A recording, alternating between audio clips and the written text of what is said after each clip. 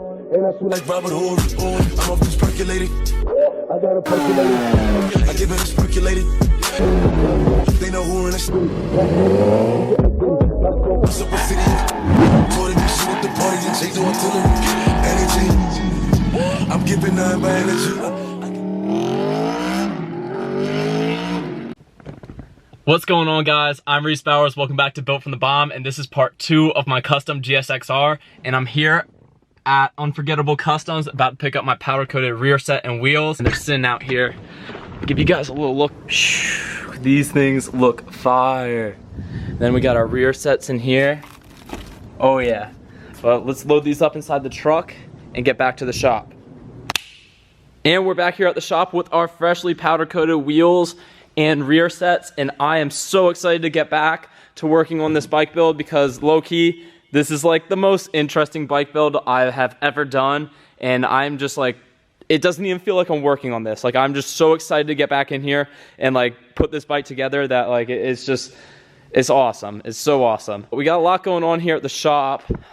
Daytona right here, waiting on the fairings to come in on that, and then I took all that stuff off to get powder coated, but that video will be out hopefully in the next week or so. Got some Jeep audio stuff right here. All that stuff isn't for this video.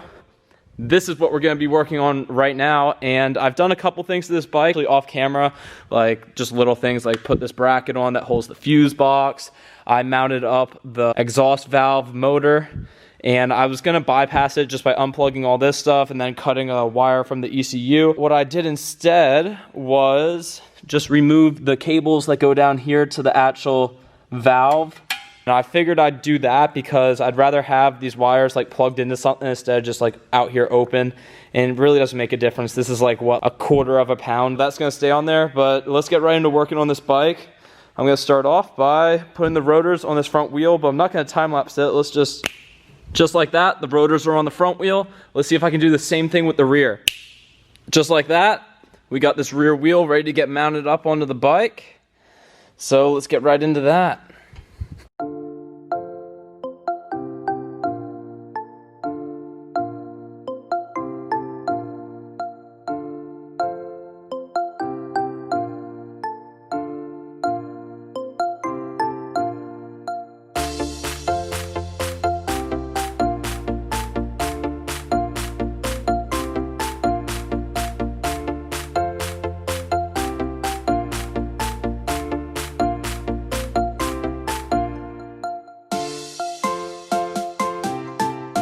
Dang, look at that right there. This finish on all this powder coat, it just looks absolutely insane. This bike is gonna come out like top level bike build right here.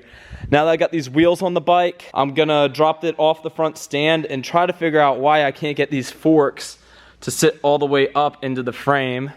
So I'm gonna try to wiggle this thing around and see if I can get this to sit properly, and then I can put the triple on and start dealing with all like the stuff going on up here in the front.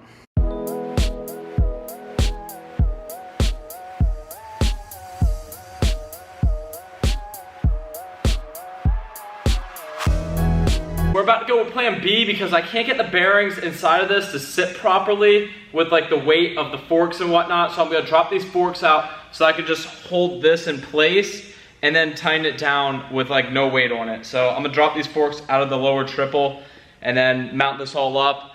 But this is getting a little complicated right here.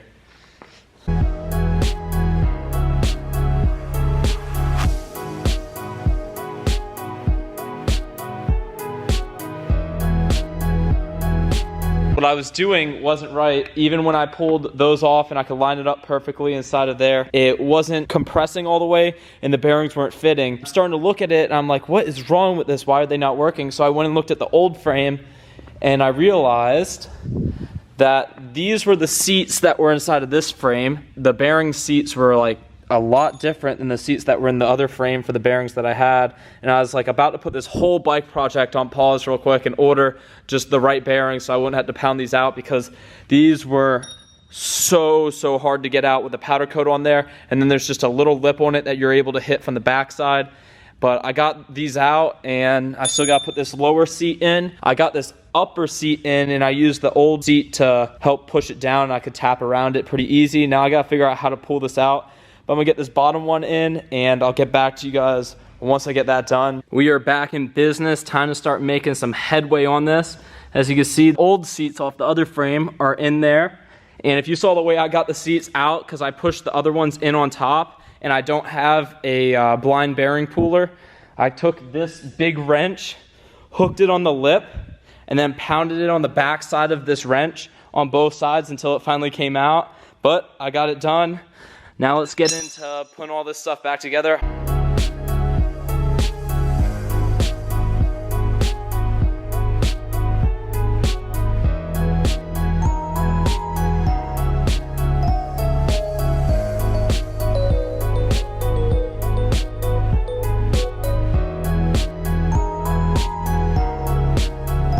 We got the forks mounted up on this. I just tightened up the throttle body cable, so we got that all good. I ran the wires to this switch into here, and then on this side I ran it all down. I still have the ignition plug I need to put in before I can mount this air box on the bike, but I can't switch the ignition over to my new triple because I don't have that bit right there. That would be a T40, but it's the one with like the hole in it. So I need to go head to Harbor Freight real quick so I can switch over that ignition into this new triple, because as you can see, this triple looks clapped out. I'll be back in 1 second.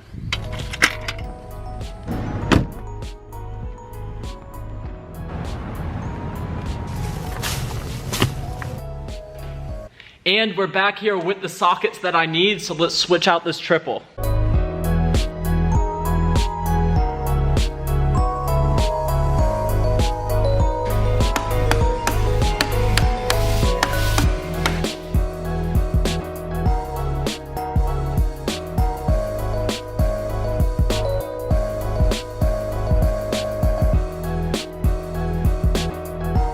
All right, upper triple is dialed in. I also got all the wires right here in place.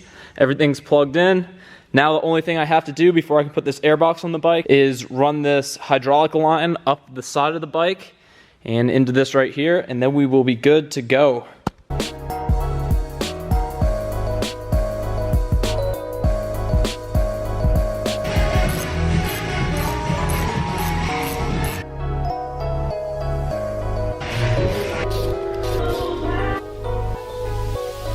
There we go. I got everything in this general area pretty much squared away. Now it's time to move towards the rear, and I'm gonna start putting on some more of the cool stuff. So I'm gonna install these rear sets, and whew, these are gonna look so sick.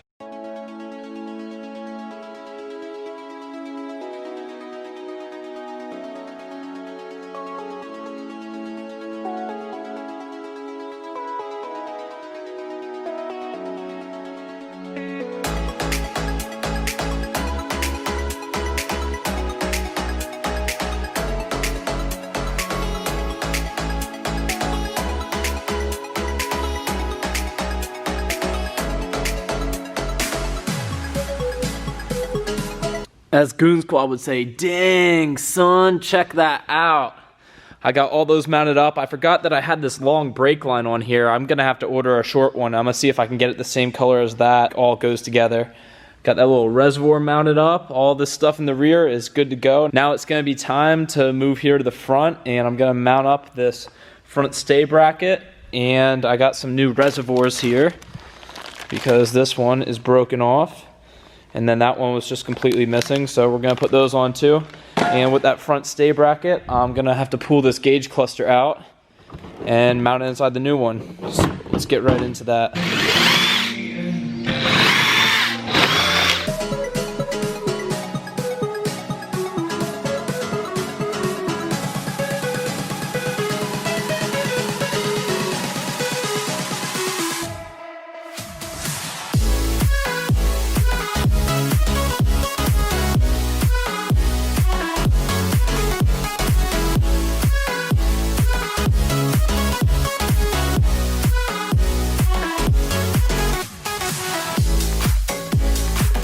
There we go, I got the reservoirs on. I'm not gonna fill these up yet because I'm gonna do all the bleeding of the fluids once I get this new brake line in. I will hold that off until next video, but we got this bracket on there. Still not all the way tight because I don't tighten up those front stay brackets until I get all the fairings on. Sometimes it has to get adjusted a little bit. That's why there is play inside of that bracket. Other than that, I'm gonna have to end this video here because for me to get any real big headway done on this bike, I'm gonna need the fairing kit for it. But pretty much there isn't that much left to do to this bike. All I really have to do is run the wiring for the headlight assembly, mount that up, put the mirrors on the bike, put the tank on the bike, mount all the plastics up, swap out this case cover and put a chain on it, and then that will be pretty much it for this build right here. And I gotta say, this thing is gonna look absolutely insane once I get these plastics on it. Just wait, these plastics are one of a kind and no one has seen these before. But that is it for right now, you guys. I'll catch you next time. Peace out.